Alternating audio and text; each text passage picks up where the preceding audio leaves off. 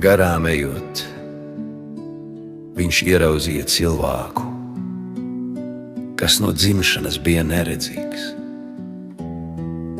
Viņa mācekļi viņam jautāja: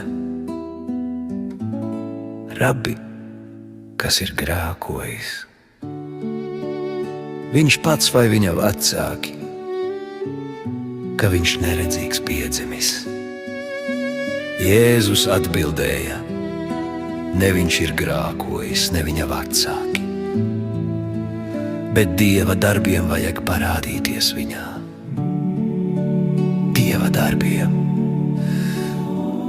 vajag parādīties viņā.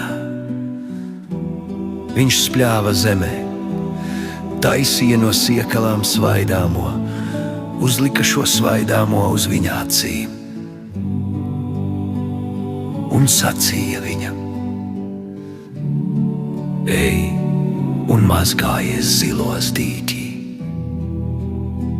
Tad viņš aizgāja, mazgājās un pārnāca redzīgs. Viņš